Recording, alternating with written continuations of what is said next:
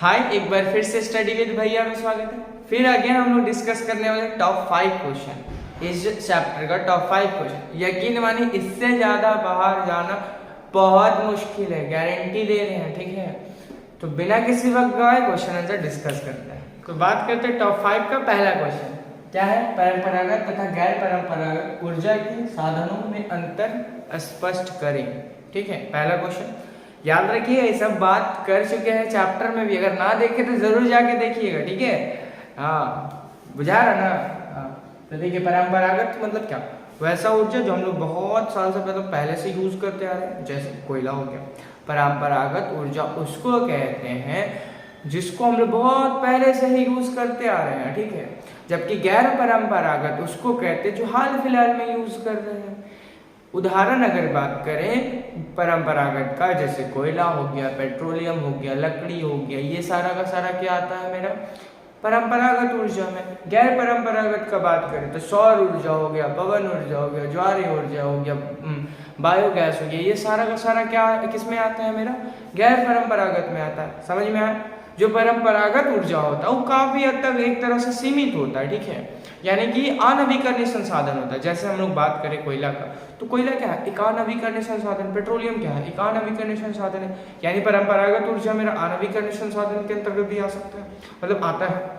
और ये गैर परंपरागत का बात करें तो ये ना एक तरह से बहुत ज्यादा मात्रा में, अगर सौर ऊर्जा की बात करें, सूरज अभी खत्म होने वाला है, पवन खत्म होने वाला है, नहीं ना, तो ये सारा का सारा किसमें आता है, यानी एक तरह से ये नवीकरणीय संसाधन है। नवीकरणीय मतलब जिसको हम लोग बार बार यूज कर सकते हैं, जिसका मात्रा बहुत ज्यादा है। समझ में आ रही है गैर परंपरागत दोनों में अंतर। ओके, अब बात करते हैं सेकंड क्वेश्चन का। भारत में सौर ऊर्जा का भविष्य उज्जवल है, क्यों? देखिए भारत का ना सौर ऊर्जा का मामला में बहुत ज्यादा इसका भविष्य उज्जवल है, यानी अच्छा है। कैसे, इसको एक तरह से डायग्राम में ऐसे समझिए। ये मान लो मेरा अर्थ है, ठीक है, ये अर्थ है मेरा, दिख रहा ना, थोड़ा सा वो लाइट के कारण थोड़ा धुंधला दिख रहा होगा, ठीक है, थोड़ा सा ध्यान दीजिएगा, ठीक है। ये जो मेरा अर्थ है, अपना जो भारत है ना, अगर हम लोग मैप में देखेंगे तो लगभग इधर पड़ता है, ठीक है, मतलब थोड़ा बीच में पड़ता है, पड़ता है। ये जो बीच वाला इलाका होता है इसको हम लोग कहते हैं उष्णकटिबंधीय। बीच वाला जो इलाका होता है वो उसको कहते हैं क्या, उष्णकटिबंधीय। उष्णकटिबंधीय उसको कहते हैं जहां पे सूरज का रोशनी ना बहुत ज्यादा मात्रा में आता है। समझ में आ रही बात। बीच वाला इलाका में अब सोचो, हम लोग का जो अर्थ होता है तो बेचारा थोड़ा टेपर है, 23.5 डिग्री थोड़ा मुड़ल है, यानी कि कह सकते हैं। समझ में आ रही बात। तो ये तो मुड़ल है ना, तो लाइट वाला जो आता है ना सूरज का, तो सबसे ज्यादा बीच वाले भागों में आता है। अब सोच के देखो सौर ऊर्जा में क्या होता है, सौर ऊर्जा में बिजली मतलब सूरज को रोशनी की जरूरत पड़ता है, तो सौर ऊर्जा कनेक्शन समझो, भारत का बीच वाले इलाका में, अब बीच मतलब उष्णकटिबंधीय इलाका में। अब सन का लाइट आएगा तो उष्णकटिबंधीय में ज्यादा आता है, अब ज्यादा लाइट आएगा तो सौर ऊर्जा भी ज्यादा होगा, यानी कि हम लोग सोलर पैनल से सौर ऊर्जा का मात्रा ज्यादा कर सकते हैं। चैप्टर में भी डिस्कस किए थे सौर ऊर्जा के बारे में, इसलिए बोले हैं कि जरूर देखिए, ना देखे हैं तो। क्लियर हो रही है। अब समझो एक लाइन ये समझ में, पृथ्वी मतलब अपना भारत पृथ्वी का बीच वाले इलाका में पड़ता है, यानी कि उष्णकटिबंधीय इलाका में पड़ता है। अब उष्णकटिबंधीय में पड़ता है जिसके कारण क्या होता है, यहाँ पे सूरज का रोशनी बहुत ज्यादा मात्रा में आता है। बहुत ज्यादा मात्रा में आने के कारण यहाँ पे लाइट भी बहुत ज्यादा हो सकता है, यानी सौर ऊर्जा बहुत ज्यादा उत्पन्न कर सकते हैं हम लोग। ये हो गया। साथ ही साथ ये एक तरह से ना नवीकरणीय संसाधन है। और हम लोग जो भी गांव वाला इलाका में हो क्या, अब बहुत ज़्यादा शहर वाला इलाका में भी ना बहुत लकड़ी हो गया या फिर कोयला का यूज होता है, तो उसको कम मात्रा कर सकते हैं और सौर ऊर्जा को ज़्यादा कर सकते हैं। इस तरीके से इसका एक भविष्य बहुत अच्छा है, उज्ज्वल है।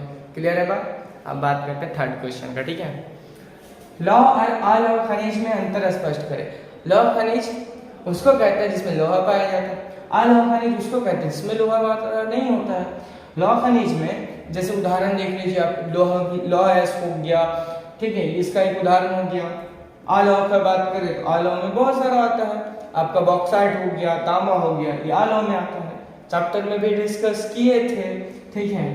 तो ये सारा थर्ड हो गया क्वेश्चन, समझ में आई बात। अब बात करते हैं फोर्थ क्वेश्चन का। करते हैं फोर्थ क्वेश्चन, हमें खनिजों के संरक्षण की क्यों आवश्यकता है, ठीक है, हम लोग को जरूरत क्या है, क्यों मतलब क्यों हम लोग को खनिज का संरक्षण करना चाहिए। तो खनिज को संरक्षण इसलिए करना चाहिए क्योंकि इस खनिज जो बनता है उसका बनने में हजारों लाखों साल लग जाता है। दूसरा अगर पॉइंट बोले, जो खनिज होता है वो आणविकरण संसाधन होता है, एक बार समाप्त हो जाने के बाद वो नहीं बनता है जल्दी, ठीक है। तीसरी बात, एक लिमिट मात्रा में है ये खनिज, क्या है, हम लोग का अर्थ में पाया जाता है। ऐसा नहीं कि भरमार है, खत्म करते जाओ होते जाओ, खत्म करते जाओ होते जाओ, ऐसा नहीं है। ये सब कारण क्या है, खनिज के संरक्षण के लिए। साथ ही साथ जो खनिज होता है वो हम लोग के लिए दैनिक जीवन के लिए बहुत ज़्यादा इंपॉर्टेंस रखता है। उदाहरण देख लीजिए लोहा को, लोहा का बिना हम लोग का घर अच्छा से बन पाएगा, जो भी फैक्ट्री हो पाएगा, इसलिए भी खनिज क्या है, जरूरी है। इसलिए हम लोग को खनिज का संरक्षण करना चाहिए। संरक्षण मतलब क्या, बचाव करना चाहिए। बात करते हैं लास्ट क्वेश्चन, भारत में कोयले के वितरण का वर्णन कीजिए। जो भारत है अपना, इंडिया है, उसमें कोयला का वितरण बताइए, ठीक है। तो भारत में कोयला मुख्यतः दो स्थान में खासतौर पर पाया जाता है। एक तो गोंडवाना जगह में, गोंडवाना क्या होता है वो भी समझाते हैं। और दूसरा अगर बात करें, दूसरा टर्शियरी इलाका में, गोंडवाना इलाका के अंतर्गत झारखंड आता है, छत्तीसगढ़ आता है, मध्य प्रदेश आता है, ठीक है। ये सारा इलाका किसके अंतर्गत आता है, गोंडवाना, ठीक है। और टर्शियरी की बात करें तो आप चल जाइए इधर पूर्वी भारत मतलब आपका अरुणाचल प्रदेश, असम, मेघालय, ये सारा किस में आता है, टर्शियरी। अब बात करते गोंडवाना में जो भी कोयला पाया जाता है, उदाहरण बढ़िया देंगे, पहले समझ ले इसको। गोंडवाना जो इलाका है ना, यहाँ पे लगभग 200 लाख साल हो गया है कोयला का, मतलब इतना पुराना कोयला पाया जाता है। और जबकि आप उधर जाइएगा ना टर्शियरी वाला इलाका देने, तो उधर आपका ज़्यादा नहीं, वहाँ पे लगभग वही 50 लाख साल ही हो रहा है, ठीक है। याद रखिएगा, वो था 200 लाख साल पुराना, ये मात्र 50 साल, ठीक है, 50 लाख साल पुराना, ठीक है। पहले बात कर चुके हैं, कोयला बनने के लिए लाखों साल लग जाता है। अब जो इलाका है ना अपना, ये देख लीजिए झारखंड, छत्तीसगढ़, इसमें जो कोयला पाया जाता है ना, इसमें आपको मतलब कोयला भी बहुत सारा 4 तरह का होता है, मालूम है, साइंस में पढ़े होंगे, 4 तरह का होता है। ये झरिया जान लीजिए, झरिया ना पूरा दुनिया का मतलब ऐसा बोला जाता है कि झरिया में ना मतलब सबसे ज़्यादा कोयला निकलता है कोयला निकलता है। लेकिन अगर हम बात करें झरिया का, एक बात एकदम फैक्ट बता रहे, ठीक है, कि मैं भी झरिया में रहता हूँ। झरिया के इलाके में ना बड़ा गंदा स्थिति है, पानियों नहीं मिलता है सही से। यहाँ मुझे ताजुब लगता है कि कोयला है सबसे ज़्यादा यहाँ निकलता है, ठीक है, यहाँ से ट्रांसपोर्ट कहीं और होता है, लेकिन फिर भी यहाँ बिजली काहे नहीं होता। पूरा यहाँ बात करें, बड़ा गंदा स्थिति है, बिजली, पानी, शिक्षा कोई सही ना है। अगर आप भी झरिया में रहते हैं तो ज़रूर कमेंट करके बताइएगा। अगर नहीं पता था तो ये सब जान के कैसा लगा वो भी बताइएगा, ठीक है। अगर किसी तरह का डाउट होगा वो भी बताइएगा। Thanks for watching. जय हिंद, जय भारत।